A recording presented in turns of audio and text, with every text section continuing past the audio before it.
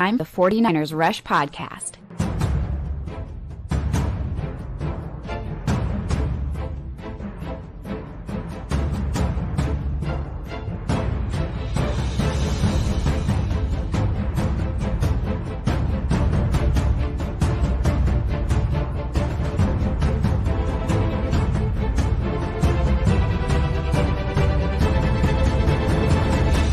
And here's your host, John Chapman. What is up, faithful? Welcome to another John and Wayne show. How's my good friend Wade Breezy? How you doing today, man? I'm doing good, brother. How you doing? We're close. It's so close, man. 2 weeks? Oh, 2 weeks to the day. When the 49ers report, and man, so excited. There's so much stuff. The 49ers came out today, released their training camp schedule when all the open practices are. So if you guys are anywhere near, Santa Clara in the next month, man, you're going to have some opportunities. Sure enough. I'm jealous like a mug, bro. Yeah, you got a little ways, man. That's a little bit of a drive. Just a little bit of a drive. Yeah. And that's okay. That's okay. But what we're going to do today, I'm excited about this. One, we got a giveaway. We're giving away a Brandon Ayuk autographed jersey. I didn't even do this one. This is compliments of an anonymous Patreon supporter, just trying to help out the community.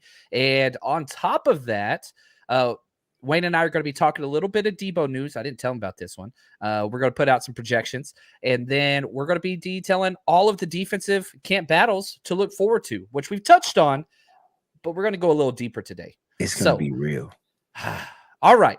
Let's talk some Deebo, because we've been saying forever, you got to wait. You got to wait till camp. Got to wait till camp. Got to wait till camp. Well, guess what?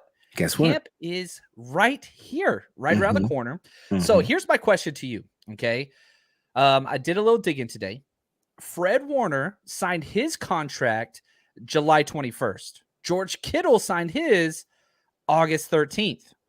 So let's put some predictions out there. Okay, let's do it. When is Deebo going to sign his deal? What's up? Hashtag CC people. I love it. Get it up in there. All right, we should do a contest. We should do like a bet, right? Like whoever can get the date, right? Maybe we'll give away a Deebo something. You know what I'm saying? I'm totally down, because here's what's funny. Whenever all the Deebo rumors happened, I started buying up a bunch of Deebo autographed jerseys. So I got like 7 of them because they went cheap because people quit bidding on them. And so I was just like, you know what I mean? Buy low, sell high. And plus, I got to have all these giveaways for all the road trips we're doing this year. So I got a bunch of Deebo stuff. Okay. I think, all right. So I'm going to go with, it's so weird the way the 49ers. Do you want me to go first, or do you want to go first? Because I put you on the spot, and I didn't tell you about this, so I feel like it's not fair. I know it's going to be in August. I just don't know. Yeah, I'm saying August as well. Okay, so I'm going, all right. I said first week of August, but I'm going to give you guys a specific date here. Okay, so you're going in the first week? Yeah, first week of August is what I'm saying. All right.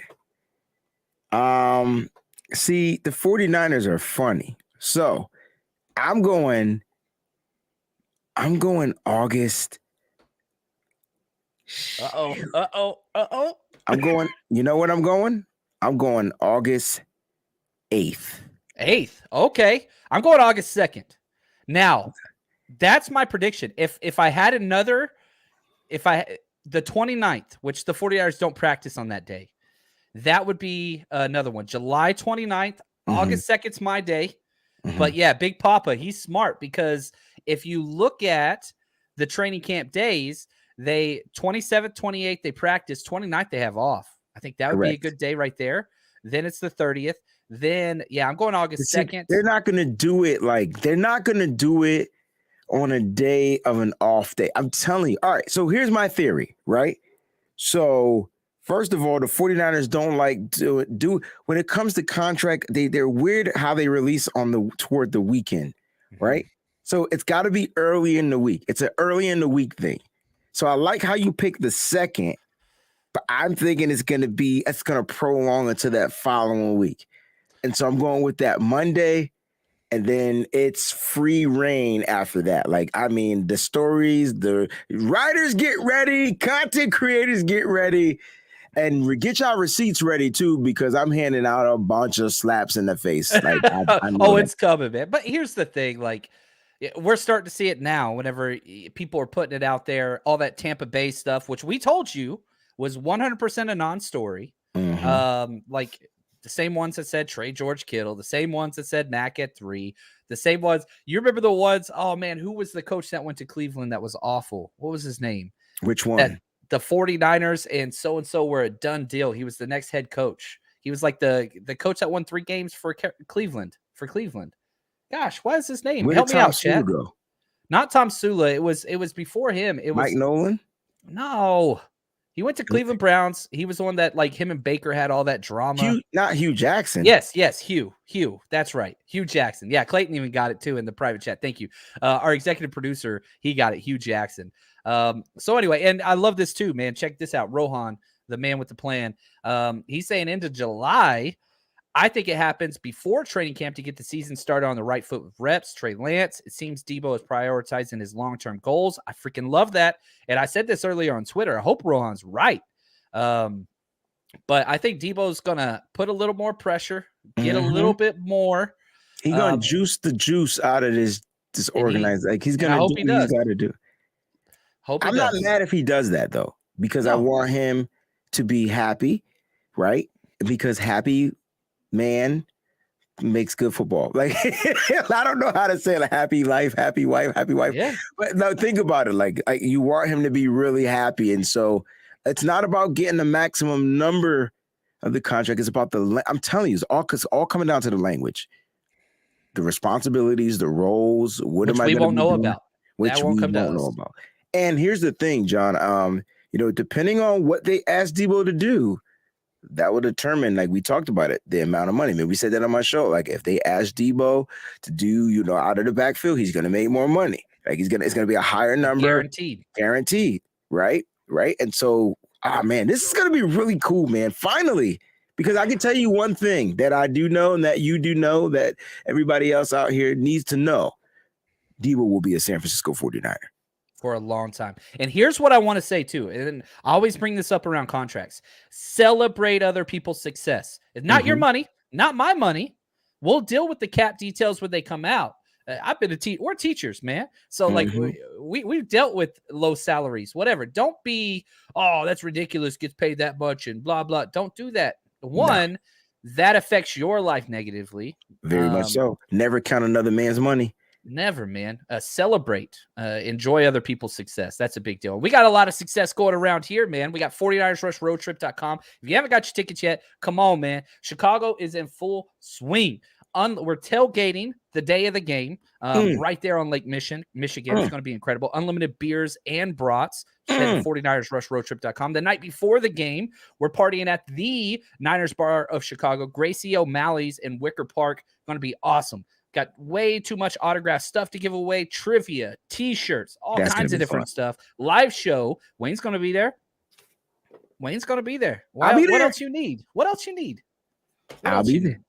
All right, so let's jump into some of these defensive training camp battles, and then we'll give away the jersey here in about 10 to 15 minutes or so. What's up, Flynn? Glad to have you here. All right, here we go. So, Wayne, we did our offensive breakdown series last week. We did. And I enjoyed it. My notes were very, very long. I usually go back and listen to some of these episodes and try to keep receipts.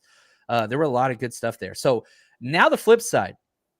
49ers had a top 10 defense last year. But that doesn't mean there's not some changeover, because there is. Now, my number one position battle, I think it's kind of already solved for maybe week 1, but the 49ers do things differently, where just because they're a week 1 starter doesn't mean they're going to be a week 7 starter. Okay. Slot corner, nickel corner. Right. I like where you're starting. Okay. 70% of the snaps, 76% last year. All right. So walk us through it. Listen, I really think, all right. So I think we have 3 guys that are going to be battling for that position, right? I think Darqueze Dennard will be the starter week 1. I think he's the veteran. I think he's the guy that's most familiar with the system. while that gets the rookie, Bobby Womack's son. I don't know if that's his real son, but if you think you know me now, Samuel Womack the third, okay, gets acclimated to the game. You ease him in there nice and slow. And I think they're going to utilize him on special teams. There's other things, right? And then he'll be acclimated to that nickel role. But I like the Darqueze Dennard starting. But here's the sleeper, man. Dante Johnson is on this roster. And he never disappoints, right? Just when you think he does something that's dookie or whatever, he comes back and does something that's not like the good. Yeah. And then he's always offered a spot and a position on this team. So how do they manipulate that? Are they able to stash him on the practice squad? Is he going to be better? Like, is he going to be able to put up a good fight? That's the question, because I can tell you right now, I don't see the rookie beating out Darqueze Dennard yet. Not yet. Not early. Is it going to be as delayed a process as we saw with Ambry Thomas last year? They were trying to work Ambry in at, early, and you saw he just needed to fail. Like he needed to get beat. He needed the reps. Remember, he got beat a lot. Remember, people were like, complete bust, wrote him off, all that stuff. I had to be his biggest supporter and let him know, listen, this kid ain't played football in a year. He's the Trey Lance of the defense. Remember, he didn't play. He sat out because of COVID, and then he played press man. And they had, every time we watched him, dude was 9 yards off the wide receiver, bro. I'm like, what in the world is going on here? They love press corners, but they don't let them play press corners. They don't let them play press. Yeah, it's weird. It's weird. He didn't start until week 14. Yes. Was that's Cincinnati? I don't know. I know. We don't have it in front of us, so I'll have it soon. But I remember. Yeah, you nailed it, bro. You nailed Cincinnati. But yeah, because he was T. Higgins didn't have a great game, and they kept moving Chase around. Chase did his thing, but Chase is going to do it to everybody. Yeah, I mean, except Charvarius Ward. Charvarius Ward. There it is. And now, go ahead. Oh, I'm just going to say, man, let's enter into the argument here. Camper Report. I love this kid. He's awesome. He does a great job. Great show if you haven't checked it out yet. He says Dante Johnson was actually not a bad nickel corner. I agree there. Not sure if you feel safe starting him, though. My issue with Dante Johnson, I would never, ever line him up outside. I think safety is probably the best spot.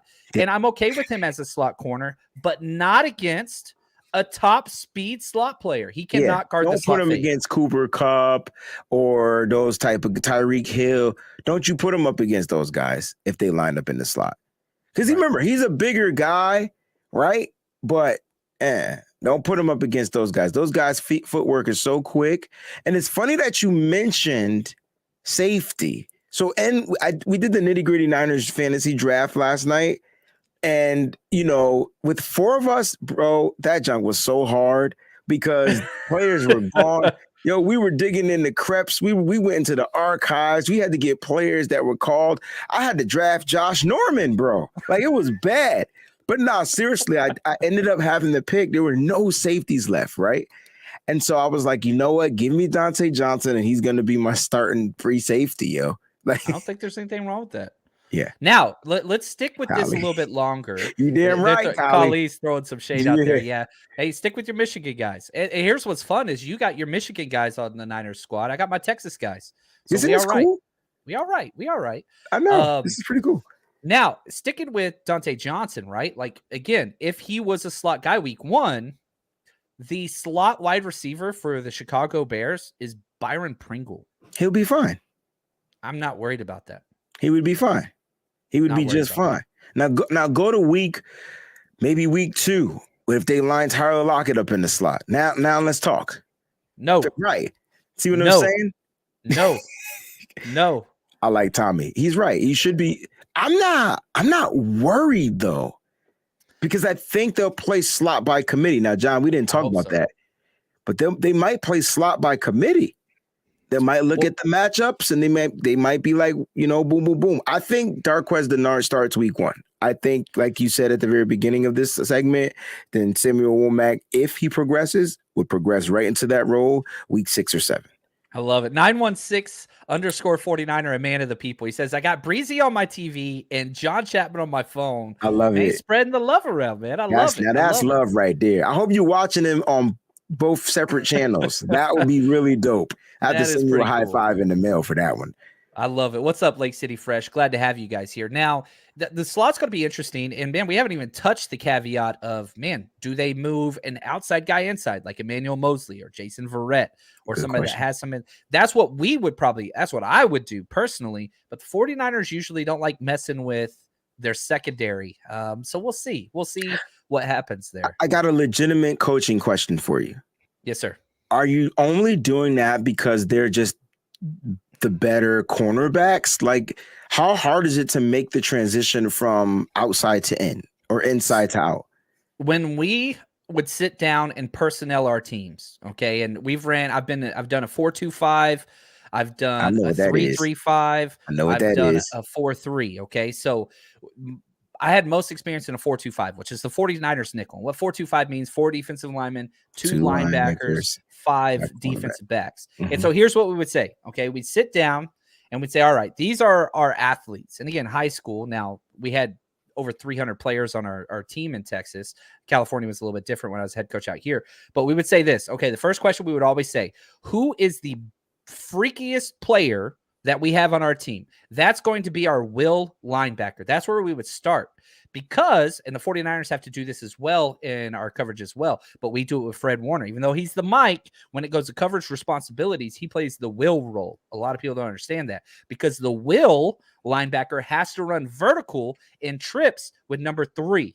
That's why we always see Fred guarding 35 yards downfield, because he's a freaking coverage, right? So that was question 1. Question 2 was, who's our biggest body guy that can run? And so the freak player, the beast player was the will. Who can run?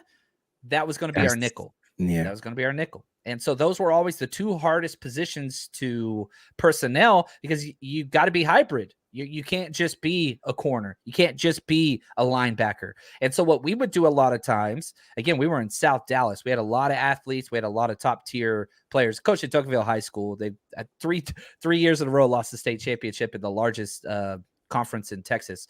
But what we would do, everybody wanted to play running back.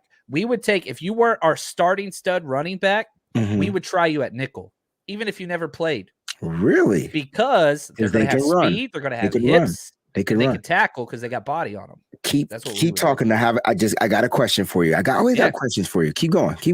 Well, so anyway, so when we're looking at that now in the NFL, you got to have shiftiness and somebody that usually sticks their head, in the box. And so you look at somebody like K'Wan Williams, right, who we've had there for a while, Shark, even though he was the smallest guy in the secondary, you can't tell him that. No. He's mean as hell. He's a Shark for a reason. And he's on every tackle.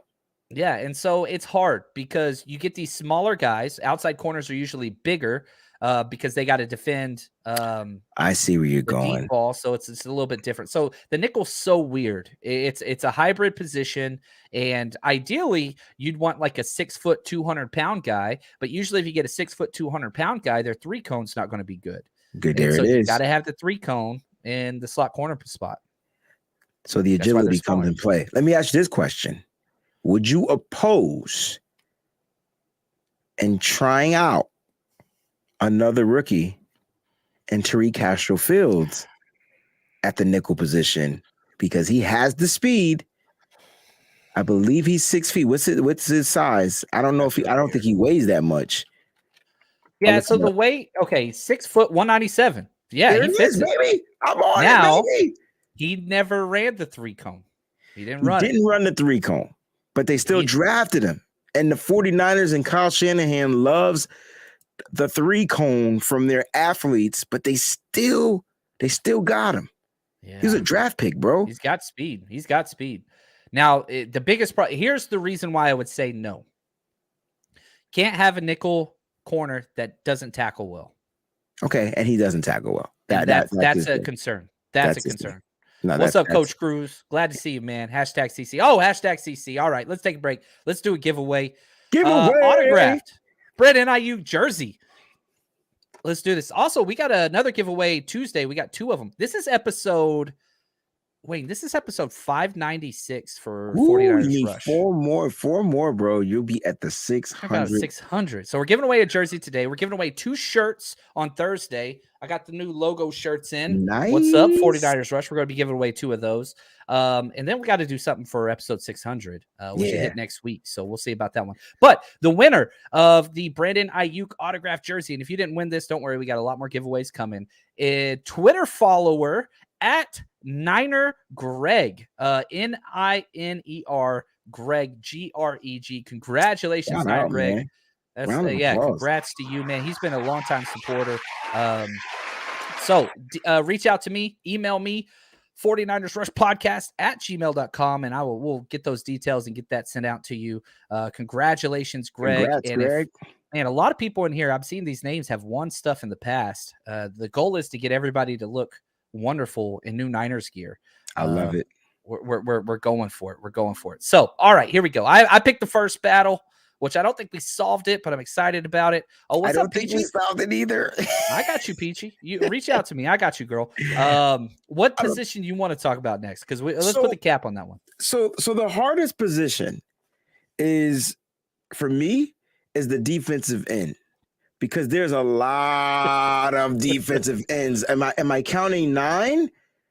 Like, there's a lot of them, right? And so D Ford's still on this roster until he's not. Drake Jackson, I forgot to mention him in my tweet. My bad. I'm sorry, 49er fans. Almost texted you. Texted you. You should have texted me. And because I was typing in Drake Jackson in my phone to get a picture, and I forgot to put him in the stupid tweet. And then I ended up posting the picture of Nick Bosa. I do that stuff all the time, man. All the time. But there's like 9 ends, bro. And how are we going to solidify this? Because I don't want Charles Omenihu gone. I don't want Samson Ebukam gone. I don't want Kamoko Ture gone. I want to see what he could do. Little less safe, but the money. I know where you're going. And see what I'm saying? So this is going to get tough. I guess the real question for you is, how many do we keep? And I think it comes down to that. This is what we did with the offensive line. So if you're saying 6, now our job right now is to put the best 6th in that number. You ready? So we already know Nick is there. Drake Jackson is there. Samson Ebukam is there. Charles Omenihu is there. Safe. All right, let's get 2 more. Should we let them guess? Should we guess? I want to keep 7 now. You said 6, bro. I was thinking 6 and 5, 5 defensive tackles, interior guys, 6 outside guys. That's 12 on your front 7 instead of the 11. What's the number? 11? They kept 11 last year and then put Maurice Hurst on IR immediately, dropped it down to 10. So I think they keep 11. They keep 11. All right. So that's 6 5. and 5. They're 6 and 5. So you got 6 and 5. All right, here we go. Let's do it. So the names that we didn't mention. Tommy, I want to get to this question next. Okay, so Clayton, let's pull that one down. Tommy, we're going to get to that question next. That's my next position I want to talk about. He asked a question about corners, outside corners. All right, let's go back to DA. All right, man. Alex Barrett. I'm going to start sweating. Okay, he's not making it. He's a career practice squad guy, and I like Barrett. I'm not trying to throw shade there. The contract guy, Jordan Willis. Golly, man. How about Kerry Hyder, bro? Okay, I would put Willis ahead of Kerry Hyder. Hell no. Nah. Sorry. Yes. No. Yes, I would. Here's why. One, the 49ers traded for Jordan Willis 2 years ago. They did. Traded for him. 2, he plays a bigger impact on special teams. Don't win the playoff without him. Game. I got you. And so he does that as well. And 3, he brings a premium, that speed edge guy. He is a speed freak athlete. I got you, bro. But Kusaric, that's his boy, Kerry Hyder. Come on, come with it, because I gotta come back. All right, so you're right. He's gonna be an athletic freak on the outside. I got you, but that's what they got Drake Jackson for too. Yeah. Also, hear me out. Kerry Hyder can line up on the outside And inside, they had him working on the inside. They had him working on the inside, bro. Okay, so okay. Well, what if we cheat a little bit? Then, if he's going to count as an inside guy, then you can go 7-4. Oh, dang! I can't school a teacher. Yeah, you're right. This is crazy. The interchangeable positions for the 40. We have to be the most interchangeable position team in the NFL. Like, we got guys that can play everything.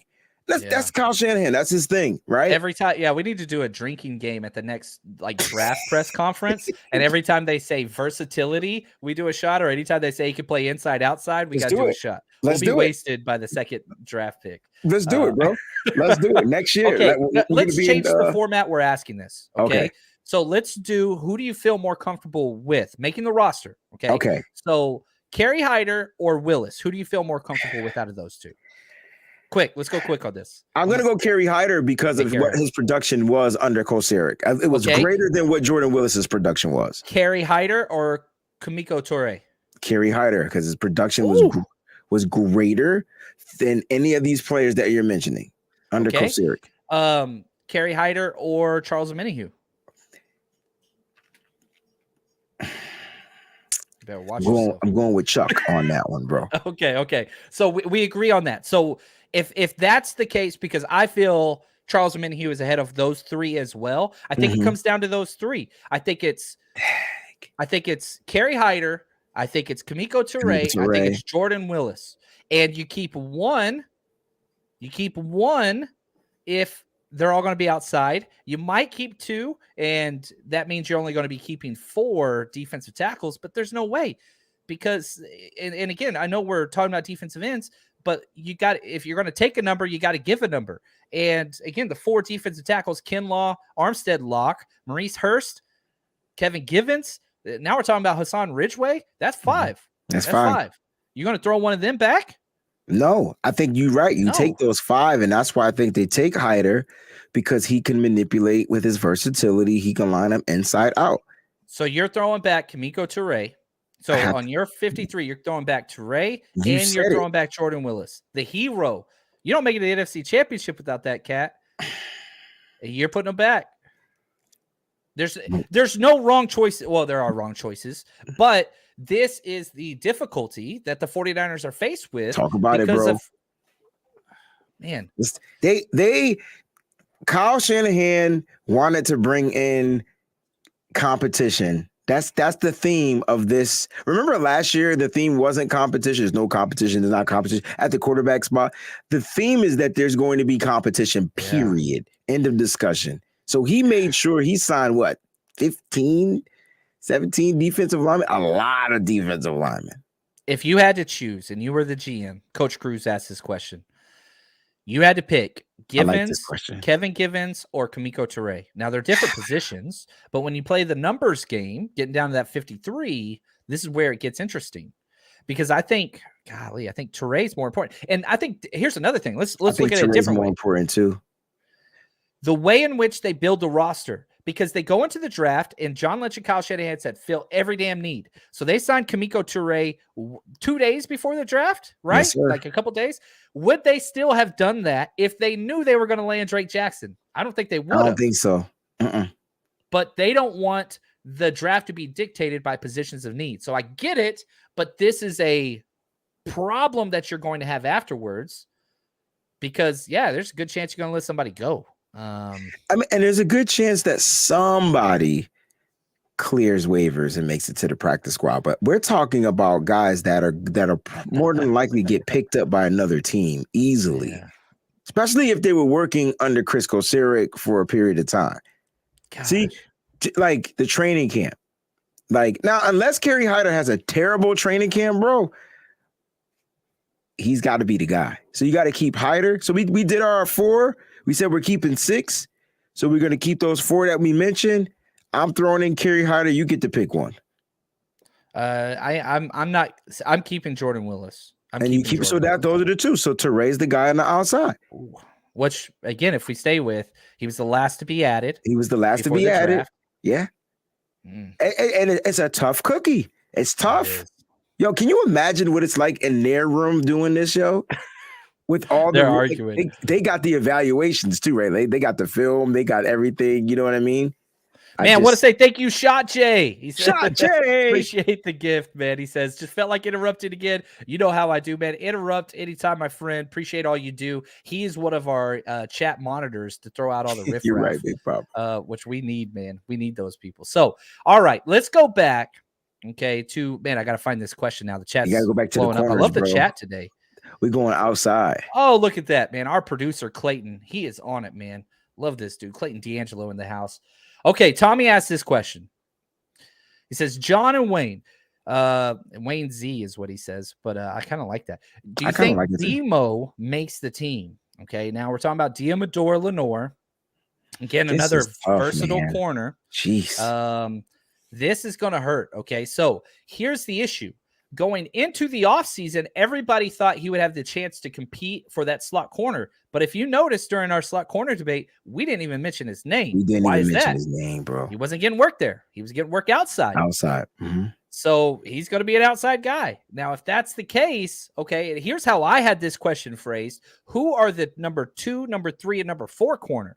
That's what I think is going to be, because I think the number 2, 3, and 4 corner make the roster. They all make it. But good gosh, Ambry Thomas, Emmanuel Mosley, Jason Verrett, whatever order you want to put those guys in, holy freaking cow, that's tough. The 49ers put themselves in a bunch of pickles, but these are good pickles though, right? These are good situations for the 49ers to find a way to work themselves out. What's going on, Melissa? So here we go, right? The 2 guy. I guess you can say it's going to be Emmanuel Mosley. I would as well. I think he gets it week 1. I would take Thomas over Verrett, but I'm taking Verrett. So those are my 4 guys. Yeah. Well, you're probably going to keep 5. Okay, so now we got to figure out the 5th. Are you cool with those 4? Yeah. Now the order gets a little weird. I think when Verrett's on, I think he's the best of the group. Yeah, that's crazy. He's probably Mosley's like the number most 1. consistent, and I think Thomas has the most upside long term. There it is. Now Mosley and Verrett are on the last 1-year deals. That's all that's left. Mosley was a 2-year deal, but this is his last year. But yeah, I would go in that order that you and Coach Cruz said. Mosley, Verrett, Thomas. That would be but you put Thomas ahead of Verrett? I do, because I don't know about, I mean, if we're talking like healthy Verrett, then I put Verrett 2. Okay. So if we're talking healthy Verrett would be the 2 guy, Mosley would be the 3 guy, and then Thomas would be the 4 guy. So here's the question, because you're going to keep 6 corners. Last year, the 49ers kept 5 outside, 1 inside. Ooh. So, okay, if we're talking Samuel Womack, and again, this is why it's so important to, these conversations go well together. Too, though, John. Who? Say that again? He could play outside too. Who? Womack. I know he's been getting to work inside, but he can play outside. So Dark West Denard, he's making it. Yes. Our 4 corners we just talked about in Charvarius Ward, in no particular order. Charvarius Ward, Mosley, Verrett, and then Thomas. That's 5. So you've got 1 extra corner spot. Do you keep Samuel Womack, or do you keep Diamador Lenore? And if that's the case, I guarantee you, Diamador Lenore, unfortunately, not making the roster. If you're, how is that? How so? He even though he's on a rookie contract, they would cut him. Yeah, because, and again, you would try to keep him. This is the exact same thing that happened to Aziz, happened to Kendrick Bourne, happened to Daniel Brunskill, happened to, I'm missing some more people. They're on their Marcel Harris. They're on their 4-year deal. They get cut or waived. Juwan Jennings. They didn't make it. Injuries, whatever, doesn't matter. They bring them back on the practice squad. When that happens, they come back on basically a league minimum deal, a 1-year deal. That's where you get the restricted free agent and all that kind of stuff. And so, but the risk is DJ Reed, right? All those other people we were able to stash and got lucky. DJ Reed, he's starting for Seattle now. So do you think the 49ers shelved Diamador Lenore for this type of a situation? I ain't put it past Kyle Shanahan. I'm not either. Right now. Because again, you look at those corners, listen to again, Manuel Mosley, 1-year deal, right? Jason Verrett, 1-year deal. 1-year deal. So you got Ward, you've got Ambry Thomas locked up for more than 1 year. Demo would be number 3 next year, right? Yes, sir. Maybe Tariq Castro-Field take that spot. I don't know, but it gives you that depth on a cheap deal. But would somebody snatch Demo? That's the question. So is it possible that the rookies won't make the team? And how do they rework that money? Yeah, again, it's the same thing. Basically, if they get cut and nobody picks them up, now if They can somebody go picks to- them up, they stay on that deal. So if they get claimed off waivers, Okay. that contract goes with them, the 4-year rookie deal. However, Gotcha. if nobody picks them up and the 49ers bring them back on the practice squad, brand new, reworked 1-year vet minimum deal almost always. See, this is dope. The 49ers be on some different. Think about it, yo. They knew what they knew what they were doing when they signed these guys to these contracts. They might have signed them to some weird type of contract that other teams might not want to pick up the 4-year deal. Oh my gosh. Yeah. And if you look at defensive tackle, I think that's probably another one that fits in this as well. They have 4 defensive tackles on 1-year deal. They go draft Kalia Davis. Guess what? Kalia Davis, he's tore his ACL. Kalia Davis ain't going to count against this roster spot, but because his injury was an NFI, non-football injury, because it happened before he was drafted, they get to shelve him for a year. So it was a red shirt due to a non-football. They were smart. That's smart business. And yeah. So I don't know. So let's go back. Let's finish this. Put a bow on the quarter issue before we jump out of here. 6 quarters. I think you and I agree on this. 6 total, though. That means that includes the nickel too? Yeah. So I'm going Dark West at no particular order. These are just the 6 I have making it currently. Okay. Dark West and Art, Samuel Womack, I think they both make it. Then your 4 outside guys that we've been talking about. Ward, there it is. Verrett, Mosley, Thomas, which means Tariq Castro-Fields, Diamador Lenore, and all the undrafted free agents. Cut. Ah, it hurts. It hurts. Dude, if Lenore don't make this squad, he going straight to Seattle, bro. You think so? Or the Rams. He's going to want – some team's going to pick him up. I like him too much, He's got dog in him, yo. Hyena, right? Isn't that what he called himself? Hyena. I mean, and this is the problem. You know, we've been doing that 90-player series, which has been incredible. I've really, really loved it. But golly, you find out all these people, they turn into people. They turn into friends, you know, like you learn about their childhood and their parents and their major. And then at the end of the day, though, the worst day in the NFL is a cut day. I mean, every single team has to cut, 30 players? 30? 30 times 32, 30 man. You're talking about almost 1,000 people losing their jobs the same damn day. That's the sucky part. Like I don't celebrate it. Like, I mean, it's unfortunate, but that's part of the football life. But don't get it twisted. Those guys end up getting other opportunities.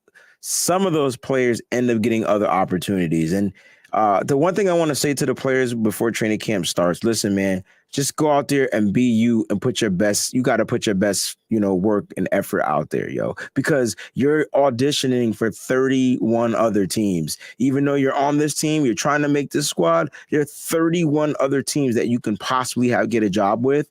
So just go out there and put your best effort ever, yo, all the time. And I'll say this.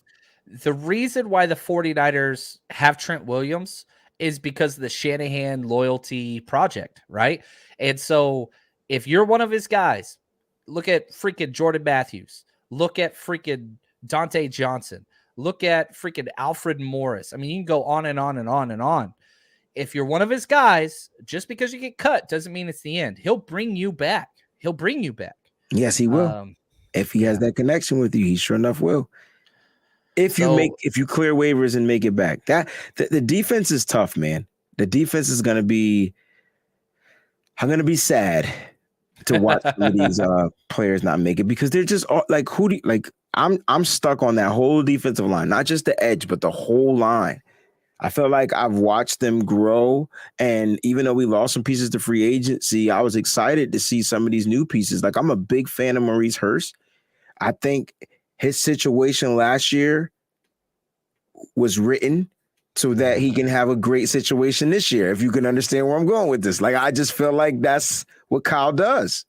Yeah, and he did so. He kept Maurice Hurst at the expense of losing Jake Brendel, right? Because Jake Brindle didn't make the 53 last year. That's And then they brought him back once Maurice Hurst went on IR subsequently, right after the 53-man cleared. So you got to get tricky. And man, Peachy, I love this. She says, I smell another trade coming like last year.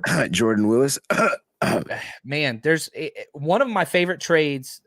Man, the 49ers have done some really good trades. I know people like they get upset whenever, Von Miller gets traded or whatever, like in the big names, whatever. I don't care about that as much. You look at how we got Laken Tomlinson for cheap.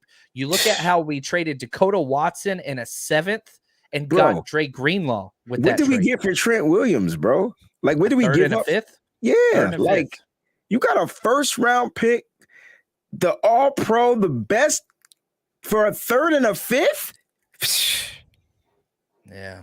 So what I want, because the 49ers are on schedule to have 11 picks next year's draft currently, and that's before Jimmy G trade. That we'll have to see. Now, no first rounder, obviously, but what I want to see is, let's say Jordan Willis, all right, whatever, who I think is going to make the roster. Wayne disagrees. That's okay. If you combine a 7th in Jordan Willis for a 6th, that's awesome. Those are the type of trades I want to see, right? Kamiko Toure in a 7th for a 6th. Yeah, because Diamador Lenore in a 7th for a 6th. You're getting like more value, you know what I'm saying, in the draft, and this, that makes perfect sense. And we could see stuff like that happening. This is fun, man. Whew. My shoulders got a little tense, man. I don't like these tough decisions. Bro, I was just like, can we ask somebody else? Because I don't want to be the one to say I don't want to get. So first of all, I don't want to get rid of Jordan Willis. No, yeah. Like I want him on this squad. I believe he belongs on this squad. But we brought in some freaking competition. Like, how does Toure not make this team? He's like a badger. Like, literally, like, he can get to the quarterback. He has speed. He's scrappy, and he can get to the quarterback. And it's like he's tiny, right? But he gets in there. He gets in between the crevices and the cracks. Yeah. I'm excited, man. Yeah, this DJ says Kyle John played 6D chess, 6D. Man. It's a lot of teams don't do this. A lot of teams build stars and then just guys. That's not what the 49ers do. What's up, Fantasy Football Show? Yo, man. Glad to have you. Boy, Smitty. All right. Now, Wayne, before we get out of here, man, thoughts, leave the people with something positive, man. What's something going on, show you got going on this week that we could be excited about, that we could check in on? Hey, look, Thursday we'll be back. I have Mo's Nose on today, and it was so cool to have his energy on there. And it's unfortunate we're still talking about the Jimmy Garoppolo situation, but hey, Thursday we're gonna be on 11:30 a.m. Do not miss it. If you missed today's episode, go ahead and give it a watch. If you missed Nitty Gritty Niners last night, you missed a treat, because we had the whole squad. The Mob Squad was on there last night. It was crazy. So yeah, man, I'm just excited that 49ers football and content is about to blossom to a whole nother level. I felt like we've all grown as content creators, and there's a bigger community as one. Shout out to everybody out there. I truly appreciate, patronize, love everything that you're doing. Keep up the great work. John, you are the GOAT. Keep up the great work, man. And I can't wait to see you in Chicago. Ooh. And that place that we doing this party at better have some good ass pizza. That's it. That's all I'm saying. If not, I'm gonna hold you to it. Dude, we got you, man. Hey, real quick, GSU at what time Thursday? 11:30 a.m. So that's what, 9:30 a.m. Yeah, Pacific Standard Time. That's going to be 8:30. Okay, he's on the East Coast. So anyway, all right, guys, that's going to do it for us here. Really appreciate this, man. We'll be back next week. Now, for the rest of this month, the John and Wayne show will be at 12:30. Wayne's a very wanted man, and he's got gigs all over the place, entertaining the people. So we'll be at 12:30 all the way through July, and then August. Are we going back to? I think August will be back to normal. I don't think I have any summer concerts on Tuesdays. Cool. Well, I want to say thank you to Clayton, D'Angelo, the man behind the scenes, the producer of the show. Wayne, as always, you are incredible. Appreciate what you bring. And to everybody else, man, thank you guys. Appreciate y'all. And as always, stay strong, faithful.